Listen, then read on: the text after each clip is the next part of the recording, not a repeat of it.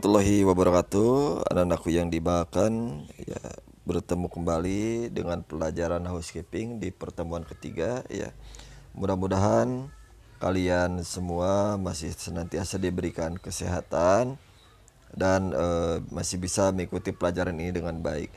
Baik anak-anakku yang dibanggakan, kita akan mulai pelajaran hari ini yaitu berkaitan dengan metode pembersihan ya. Jadi kemarin kita sudah memahami atau mempelajari tentang apa itu housekeeping, lalu bahan-bahan dan peralatan. Nah sekarang kita mulai ke metode pembersihan. Mudah-mudahan secepatnya kita bisa praktek ya. Saya sedang mengajukan ke sekolah. Kita praktek bergilir, misalkan 10 orang 10 orang. Nanti selesai itu baru ke teori lagi. Baik, kita mulai ke metode pembersihan. Itu ada dua cara ya. Jadi ada metode secara manual, ada metode menggunakan mesin. Metode secara manual artinya digerakkan dengan tangan atau tubuh kita, itu ya. Jadi tanpa bantuan alat yang lain. Kalau metode mesin, jelas nama juga mesin berarti menggunakan alat atau media. Nah, baik. Nah, di sini ya, jadi metode manual itu adalah metode pembersihan yang menggunakan tenaga manusia tanpa bantuan mesin. Nah, apa saja? Ini ada mulai dusting, ya. Dusting itu mengelap ya. Ada dam dusting, ada sweeping. Sweeping itu menyapu ya. Dam sweeping, ada mopping. Mopping itu mengepel tuh ya. Ada glass sweeping, ada brush atau menyikat atau menggosok. Nah, itu adalah kegiatan-kegiatan untuk metode manual. Nah ini dusting. Dusting adalah metode pembersihan permukaan benda dengan mengelap kering ya, sehingga debu terangkat. Jadi menggunakannya lap yang kering ya. Nanti teknik cara pengelapannya Bapak akan berikan videonya nanti ya. Seperti apa sih dusting itu? Yang kedua, dam dusting. Ya, ini metode pembersihan permukaan satu benda dari kotoran, debu dengan menggunakan lap yang lembab. Jadi basahi dulu ya, sehingga ada lembabnya, mengandung cairan atau uap itu ya. Itu namanya dam dusting. Lalu yang ketiga ada sweeping.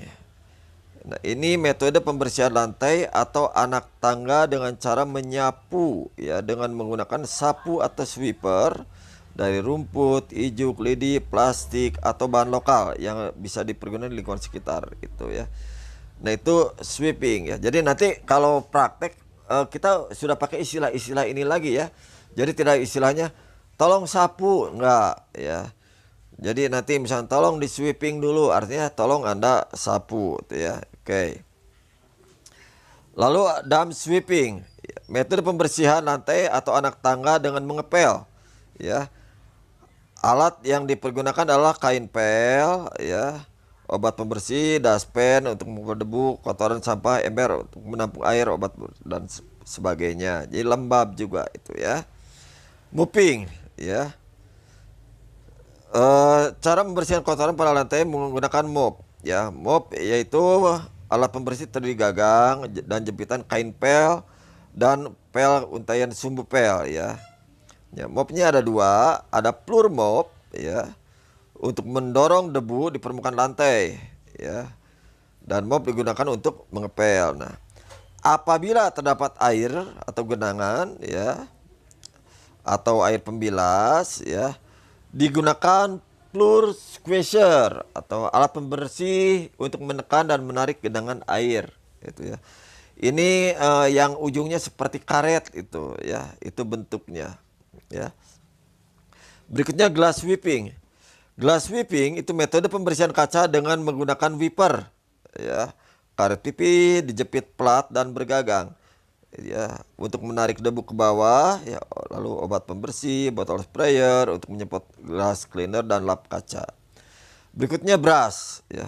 Ini metode pembersihan untuk melepas kotoran atau sampah pada permukaan suatu benda atau lantai. Brush menyikat. Nah, alat yang digunakan ada sikat tangan, ada sikat lantai ya. Ini lalu ada sikat rami ya, bertangkai panjang gitu ya. Ada toilet bowl stick brush ya, untuk membersihkan dan menyikat cekungan jamban atau toilet itu ya. di klosetnya itu ya. Nah, itu namanya toilet bowl stick brush ya. Berikutnya menggosok ya. Ini metode pembersihan dengan cara menggosok dengan menggunakan scouring pad ya. Alat penggosok dari spons ya. Pada peralatan yang terbuat dari porselen, logam, kuningan dan lain-lain itu ya. Oke. Nah, sekarang metode mesin. Mungkin waktu kelas 10 kalian suka lihat kakak Anda menggunakan mesin untuk pada saat melakukan mopping itu ya. Nah, itu contoh-contoh kecilnya ya. Nah, metode pembersihan dan bantuan mesin dalam prosesnya ada floor cleaning mesin ya atau polisher mesin ya. Lalu ada carpet washing mesin, ini untuk karpet, kalau floor untuk lantai. Lalu ada vacuum cleaner. Nah, ini metode mesin itu ya. Floor cleaning mesin ya. Metode pembersihan pada lantai dengan menyikat atau memoles sehingga tampak bersih dan mengkilap. Ini ada polisher itu ya. Lalu ada carpet washing machine. Metode pembersihan khusus untuk mencuci karpet ya, dilengkapi dengan roll brush ya untuk menyikat permukaan karpet. Ada motor penggeraknya, ada gagangnya, ada penampungnya, ada karpet sampo gitu ya. Ada pengatur semprotan dan blower ya. Nanti kita praktekkan juga gitu ya. Di sekolah alhamdulillah sudah ada alatnya. Lalu ada vacuum cleaner. Ini metode pembersihan yang menyedot debu pada karpet atau lantai dan peralatan lainnya. Vacuum cleaner dilengkapi mesin selang, ada mulut penyedotnya dengan kabel panjang dan rodanya. Itu. Nah, sekarang noda-noda. Ya. Dalam pembersihan noda-noda, ya, kalian perlu tahu jenis-jenis obat yang digunakan atau yang harus ada. Yang pertama ada sabun cair, ya, atau liquid soap ya. Ada liquid hand soap ya, ada sabun bubuk atau deterjen, ada glass cleaner, ada Go-Getter, Powder, wax strip, complete glow metal polish, sign up, spot and stain remove ya. Nah, ini ya obat-obat pembersih yang digunakan. Nah, sabun nih penjelasannya. Saya yakin Anda sudah familiar dengan sabun cair itu ya. Digunakan untuk membersihkan barang porselen, plastik, lantai, atau barang lain tanpa membutuhkan jumlah yang banyak. Lalu ada liquid hand soap ya, digunakan untuk mencuci tangan ya, baik dalam dispenser atau dekat wash basin atau wastafel, Anda sering bilang ya, dengan pengharum yang membuat tangan menjadi harum. Itu ya, itu karakteristiknya biasanya yang dipakai di hotel atau bahkan di rumah-rumah itu ya. Lalu ada sabun bubuk atau deterjen ya, digunakan untuk membersihkan permukaan bahan dari kain itu ya. Dan yang keempat ada glass cleaner, dipergunakan untuk membersihkan permukaan dari kaca baik untuk jendela, cermin meja dengan menyemprotkan glass cleaner ya. Setelah dimasukkan pada botol spray, kemudian pada permukaan kaca ditarik dengan glass wiper dari atas ke bawah, baru dikeringkan dengan lap. Ya, ini akan sangat mudah nanti pada prakteknya itu ya. Berikutnya Go-Getter. Ini merupakan disinfektan ya untuk menghilangkan bau yang tidak sedap ya. Biasa digunakan di toilet atau urinoir ya, dengan cara menggunakan Go-Getter dan dari dispenser ke dalam toilet bowl. Ya, lalu disikat dengan toilet bowl brush, dibilas dan dikeringkan. Itu ya. Lalu Power ya. Ini pembersih yang kuat dan cepat serta disinfektan untuk membersihkan segala permukaan yang dapat dicuci dengan kain biasa. Ya, ini nanti ada perbandingannya, nggak boleh sembarang, ini termasuk kategori bahan keras tuh ya. Oke. Lalu wax strip ya. Wax strip ya. Ini untuk pembersihan lantai resilient atau lantai lunak yang berasal dari bahan tidak tahan api ya, dan memerlukan perawatan khusus seperti vinil, ya, linoleum, asbestos itu kan. Nah, cara penggunaannya nanti ya sambil praktek lah ya, Anda bisa baca ini itu ya untuk cara penggunaannya. Karena ini juga sama bagian dari bahan-bahan yang keras itu ya. Lalu komplit ya. Ini digunakan untuk pembersihan lantai sehingga diperlukan lantai berikut ya. Pertama, tahan goresan sepatu. Jadi licin lantainya. Tapi licin bukan berarti bisa terjerembab sama kita ya. Betul-betul bening, bersih, nah itu ya. Lalu tidak menumpukan penumpukan debu, tahan terhadap air, deterjen, dapat dipergunakan untuk lantai lunak dan keras, membuat lantai tetap mengkilat. Jadi pada saat digunakan ke lantai itu ya, pada saat Anda menginjak, dilapnya itu dengan mudah. Debu-debu tidak menempel di situ ya, karena licin tadi. Nah, cara penggunaannya tinggal Anda baca juga nanti di sini ya. Berikutnya, glow metal polish ya. Ini digunakan untuk pembersihan bahan yang terbuat dari logam, stainless ya, atau chrome gitu ya. Nah, ini tujuannya apa? Ya untuk mengkilap, untuk bersih. Nah, caranya ya dioleskan tuh ya. Nanti kita coba lagi, kita praktekkan juga ya. Ini untuk glow metal polish tuh ya. Lalu ada sign up ya. Ini adalah untuk membersihkan atau melindungi perabot rumah tangga atau furniture ya yang terbuat dari mika, kayu, plastik, metal gitu kan. Ya. Nah, ini caranya sama, tinggal dioleskan saja itu ya. Gitu. Lalu ada spot dan stain remove ya. Ini untuk noda-noda karpet digunakannya ya.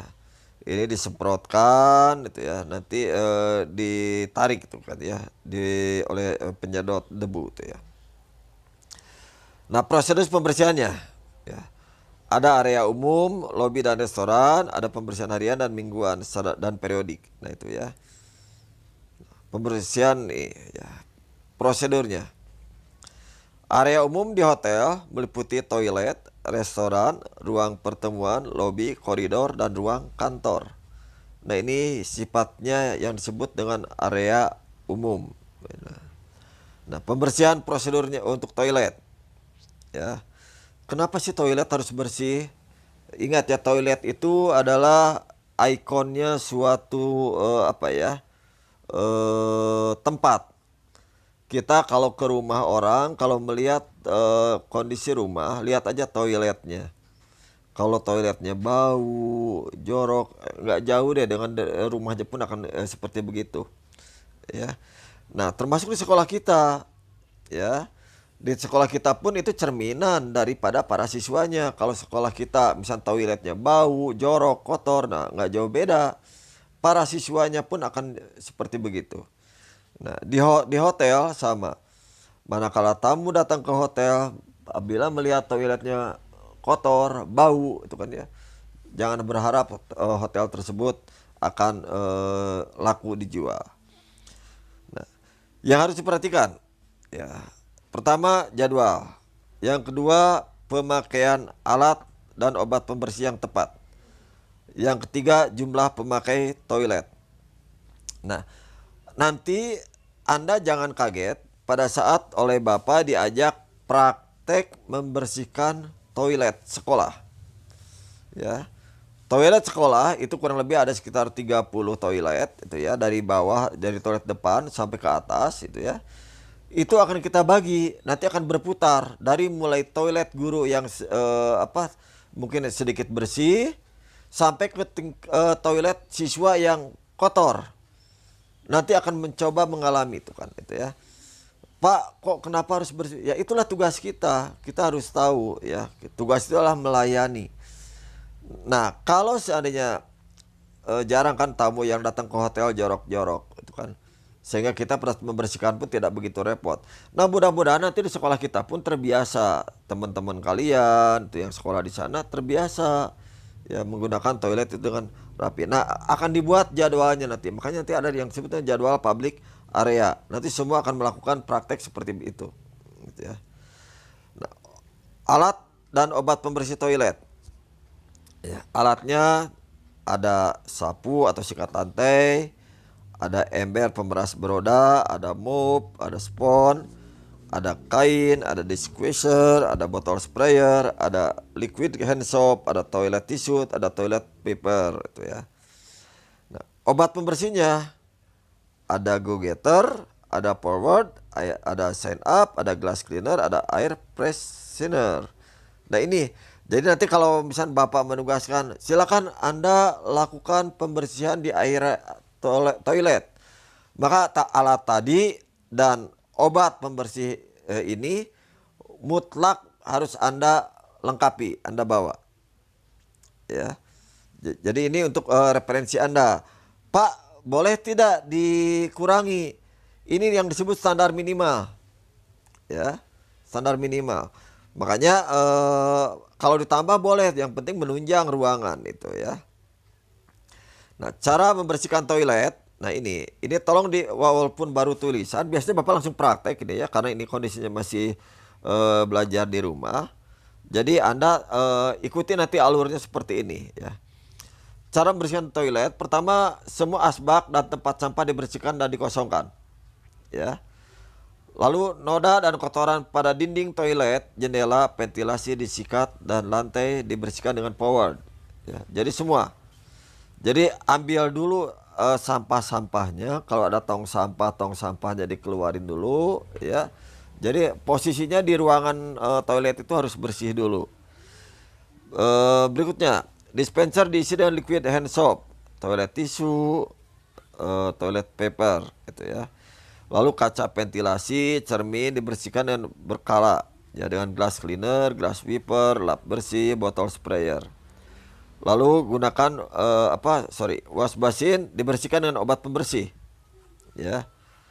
Lalu toilet bowl, ya, dan urinal, ya, urinal itu tempat pipis, itu ya. Jadi kan ada toilet bowl, kloset, ada urinal. Urinal itu tempat pipis kalian. Dibersihkan dengan go getter dan disikat dengan toilet bowl brush dan dibilas dengan air. Berikutnya tempat duduk, ya. Tutup toilet bowl, bagian luar dan bawah dibersihkan obat pembersih, ya, dibilas dan dilap. Hati-hati nih. Ya, maaf bukan jorok ya. Bisi ada bekas kotoran yang masih menempel. Bahkan maaf pilih kalau ada misalkan cairan apa yang nempel di situ, itu harus betul-betul clean, harus betul-betul bersih.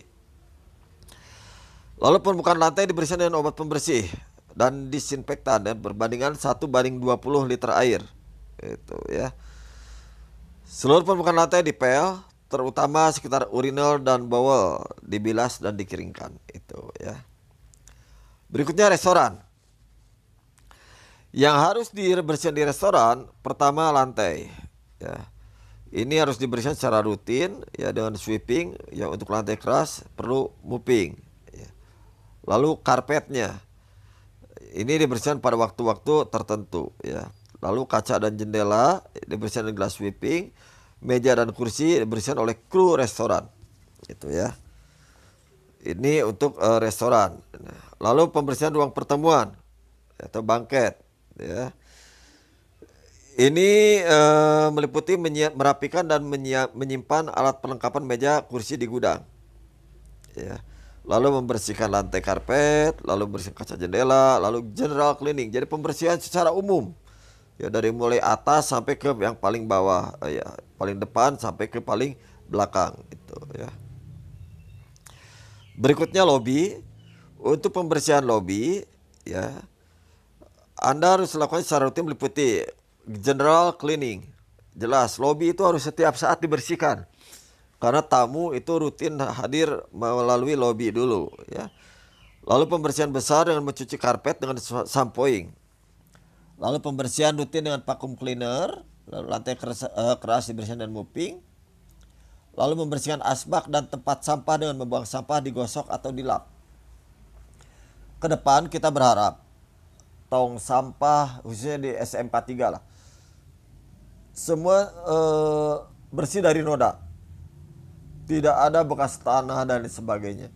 Ya, kita coba tahun ini tata sedemikian rupa sehingga keberadaan jurusan perhotelan di SMK 3 betul-betul bisa dirasakan. Kita harus memberi contoh sama jurusan-jurusan yang lain, itu ya. Lalu menyiram tanaman, mengelapot dan mengganti tanaman, ya. Nah, ini kewajiban kita juga. Jadi begitu kompleksnya tugas-tugas dari seorang housekeeper, ya. Lalu pembersihan pada guest elevator atau lift tamu, ini juga rutin harus dilakukan, ya. Lalu pembersihan koridor atau gang, gitu ya. Ini pembersihan lantai keras, karpet dengan shampooing. Lalu pembersihan rutin dengan mopping atau vakum, ya. Lalu general cleaning pada lantai dan pelapisan. Lalu pembersihan asbak dan tempat sampah. Itu ya. Nah, ini untuk prosedur pembersihan koridor. Berikutnya prosedur pembersihan ruang kantor, ya. Nah, pembersihan ruang kantor ya itu dilaksanakan setelah kantor tutup agar tidak mengganggu karyawan sedang bekerja, ya. Meliputi pembersihan meja dan kursi dengan dusting, pembersihan asbak dan tempat sampah, lalu vacuuming karpet atau sweeping atau mopping. Artinya begini, ruangan kantor sebelum dipakai itu harus sudah bersih. Jadi pada saat karyawan masuk kantor, ruangan harus sudah bersih. Ya. Nanti pulang pun itu ya tetap harus dalam kondisi bersih. Makanya petugas ini harus betul-betul ekstra itu ya. Jadi datang duluan, pulang belakangan karena harus membersihkan itu kotoran-kotoran yang ada di ruang kantor. Nah, periodenya ya waktu pembersihannya ada yang disebut pembersihan harian, ya, ini dilakukan setiap hari, ya, artinya pembersihan rutin, ya, meliputi pembersihan lantai, lobi dan koridor. Lalu ada pembersihan mingguan, ya, ini seminggu sekali, itu ya tergantung kebutuhan. Lalu ada pembersihan periodik, nah ini dilakukan untuk jadwal-jadwal tertentu, ya. Misalnya pembersihan kaca, itu kan langit-langit, karpet, ini tidak rutin dilakukan, itu ya. Nah, sekarang ada disebut dengan general cleaning. General cleaning itu adalah pembersihan tempat atau area tertentu secara menyeluruh dan teliti, ya. Nah, ini harus dijadwalkan karena menyangkut masalah tenaga kerja, ya, lalu waktunya, lalu tamu. Jangan sampai pada saat tingkat okupansi tinggi atau tingkat hunian tinggi kita melakukan general cleaning, ya. Lalu area pembersihan, ya, ini guest room, koridor, lobby, bar, restoran, banquet, manajemen dan office, ya. Nah, ini harus diperhatikan apalagi sekarang nih. Kemarin waktu masa COVID jelas tingkat hunian hotel sangat kosong. Nah, ini juga harus jadi bahan pemikiran, ya. Harus jadi bahan pemikiran. Di satu sisi karyawan harus diam di rumah, tapi di sisi lain ada perangkat yang ada di hotel mungkin yang tidak terawat, ya. Bisa jadi misalkan jadi ruang kamar berdebu, itu kan karena AC tidak dinyalakan, itu ya. Halaman kotor, tanaman tidak terawat dan lain sebagainya, itu ya. Nah, ini pest control. Pest control itu artinya begini. Kalau misalkan ada hama-hama, misalkan di kamar hotel ada kecoa, gitu ya, atau di lobi ada kecoa, atau di restoran ada tikus. Nah, apa sih yang harus dilakukan itu ya? Nah, pertama mengidentifikasi dulu, ya, menentukan dulu di wilayah mana sih yang banyak kecoanya, ya. Lalu habitat itu kelompoknya, ya. Kelompoknya misalkan ya tikus pasti banyaknya dengan tikus-tikus lagi itu kan. Itu ya. Kecoa dengan kecoa lagi itu kan, atau ada sarang laba-laba dan sebagainya. Nah, ini diidentifikasi ini jenisnya, kebiasaannya, habitatnya itu kan, ya. Makanya ini harus selalu dilakukan oleh kita, gitu ya. Nah, ini yang harus jadi bahan pembelajaran kalian. Kuasai ilmu-ilmu cara mengatasi tadi hama-hama tadi. Nah, bagaimana sih pengendaliannya? Pertama, cari alat atau obat, ya. Kalau misalkan kira-kira untuk pakai obat akan membuat mengganggu kenyamanan di ruangan, ya gunakan yang seminimal mungkin, ya. Nah, lalu sistemnya atau metodenya, ya, tentukan, ya, peraturannya bagaimana, jenisnya bagaimana. Nah, udah tahu jenisnya, nanti operasionalnya bagaimana, ya. Intinya ya pada saat digunakan harus sederhana, ya, sampai ke aspek kimianya, ya, tidak terlalu beresiko, ya. Nah, Lalu yang harus diperhatikan kalian itu adalah eh, tenaga manusianya. Yang dihadapi oleh Anda itu adalah nanti yang menikmati itu adalah manusia. Sehingga ini harus diperhatikan. Lalu yang yang membersihnya pun membersihkannya pun itu manusia juga, itu juga harus betul-betul memperhatikan ya, jadi faktor sanitasi higiennya ya. Nah itu mungkin gambaran-gambaran untuk pertemuan kita hari ini. Mudah-mudahan ada sedikit pemahaman ya untuk pelajaran hari ini ya. Saya target jangan sampai lebih dari 30 menit memaparkan ini, sisanya nanti silakan Anda menganalisis. Nah, tugas kamu setelah mempelajari ini ya secara benar, pertama tolong Anda simpulkan ya, Anda simpulkan ya apa yang sudah dipaparkan tadi. Ya, Anda simpulkan apa yang sudah dipaparkan tadi ya. Nah, yang kedua, tolong Anda cari di YouTube ya tentang metode pembersihan ya. Jadi metode pembersihannya Anda cari ya. Lalu Anda beri komentar. Ya, komentar Anda tentang apa yang dilakukan tadi. Apakah sudah sesuai standar prosedur atau belum? Kalau belum, berikan oleh Anda alasannya. Di mana sih yang belumnya? Ya, jadi sekali lagi, tugasnya pertama Anda membuat resume apa yang sudah saya paparkan. Tugas keduanya, Anda mencari di YouTube ya tentang metode pembersihan. Jadi ambil salah satu, boleh yang manual, boleh yang makinal. Itu ya. Nah, itu setelah Anda mendapatkan data dari YouTube, lalu Anda buat analisis ya. Kira-kira yang dilakukan atau yang dilihat oleh Anda di YouTube tadi sudah sesuai dengan prosedur atau belum. Caranya Anda inventaris dulu yang digunakan itu alatnya apa saja, bahannya apa saja. Nah, nanti di tugasnya Anda ambil salah satu, misalkan metode pembersihan lift atau metode pembersihan koridor, itu aja. Ya, ambil salah satu yang fokusnya. Ya, jadi tidak semua. Ya, itu yang harus Anda kerjakan. Nanti kumpulkan ya ke biasa lewat WA lagi. Ya. Nah, untuk yang tugas ini dikumpulkannya pakai ini ya penjelasan, jadi video penjelasan. Nah, untuk itunya boleh ditik langsung dikirim berupa file, boleh berupa apa. Yang penting boleh ditulis tangan, boleh dipotokan, silakan. Itu ya. Jadi buat yang menurut kalian mudah dikerjakan, jangan mempersulit diri ya. Itu saja yang bisa disampaikan untuk hari ini. Terima kasih atas segala perhatiannya. Mohon maaf apabila dalam penyampaiannya belum maksimal.